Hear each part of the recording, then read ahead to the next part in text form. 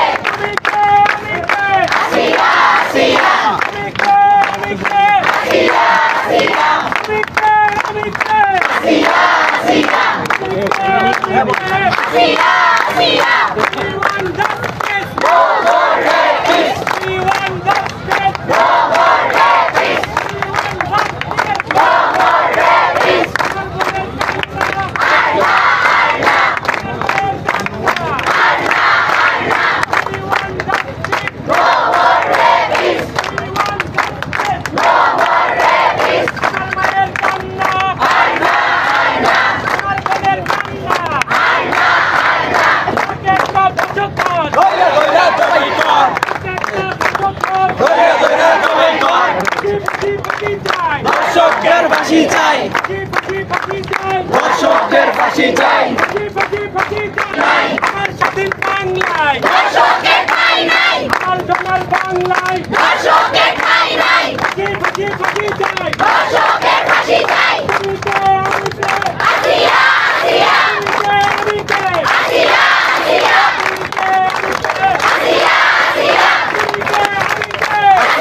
আসিয়া আসিয়া আসিয়া।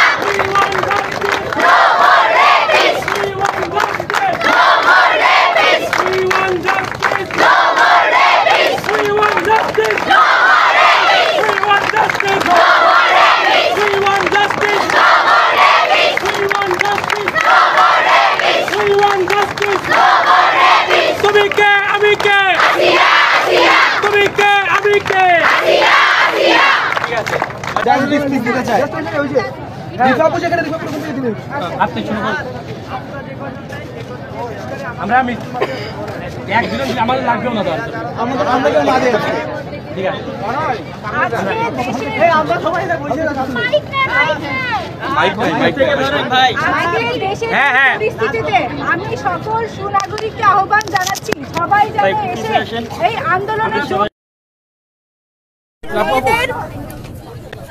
প্রতি মুহূর্তে আজকে রেপ হচ্ছে। আজকে 8 বছরের শিশু যে এখনো মেয়ে নারী হয়ে পারেনি, তার আজকে রেপ হয়ে যাচ্ছে এবং সেই রেপে যুক্ত হচ্ছে তার বোনের শ্বশুর শাশুড়ি সকলে মিলে। সেই রেপিস্ট আজকে ঘুরে বেড়াচ্ছে রাস্তায়, আর আমার বোন আজকে হাসপাতালে বন্দি। কেন এরকম হচ্ছে? আজকে আমি জবাব চাই ইন্টারিম গভর্নমেন্টের কাছে। আজকে লাখো শহীদের রক্তের বিনিময়ে আজকে দ্বিতীয় স্বাধীনতা অর্জিত হয়েছে। আজকে আমার ভাই মুগ্ধ শহীদ হয়েছে, তারপরে দেশ স্বাধীন হয়েছে। তার রক্তের বিনিময়ে কি এই স্বাধীনতা আসবে? এই অনিরাপত্তার ভিতর থেকে আমরা যাব? এরকম ভাবে যদি চলতে থাকে, এটা আমরা কোনোভাবেই মেনে নিব না। আমাদের আন্দোলন আরো জোরদার হবে। ধর্ষকের ঠিকানা ধন্যবাদ। 3 জন মিলে ধর্ষণ করে, এটা শুধু তার পরিবারের জন্য নয়, আমাদের গোটা সমাজের জন্য লজ্জাজনক। আসলে আমি একটি কথা বলতে চাই এখানে। আমার পরিচিত একজন, সে হ্যারাসমেন্টের শিকার হয়। আমাদের দেশে মূলত আমরা বিচারহীনতার সংস্কৃতি দেখতে পাচ্ছি ইদানিং। তার সেই হ্যারাসমেন্টে সবকিছুই প্রমাণিত, চার্জশিট তার বিরুদ্ধে, বাট এখনো সেই মামলার শুনানি থেকে শুরু করে কোনো কিছুই হয়নি। মূলত এখানে ভিক্টিমাইজ করা হচ্ছে যে সে কেন ওখানে গেছে, তার পোশাক কেন এরকম ছিল। আমি আগে বলি যে পুরুষ, তোমার দৃষ্টিভঙ্গি ঠিক করো, নারীর প্রতি তোমার দৃষ্টিভঙ্গি বদলাও।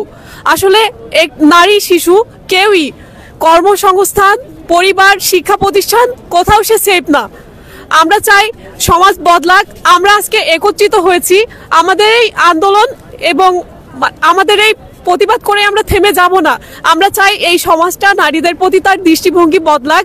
আর যারা আইন শৃঙ্খলা বাহিনী আছে তারা তাদের কার্যক্রম আরো কঠোরভাবে পরিচালনা করুক। আর মূলত নারী সমাজের প্রতি যে একটা বাজে দৃষ্টিভঙ্গি আছে, যে তারা তাদের ড্রেস আপ খারাপ, তাদের মানে তারা কেন যায় সেখানে, অনেক সময় গালিগালাজ করা হয়। এই যে একটা ঘটনা আমরা দেখলাম যে বলতেছে তুমি ওড়না পরনি কেন ইত্যাদি ঘটনা আমরা এগুলো অহরহ শিকার হয়ে আসছি।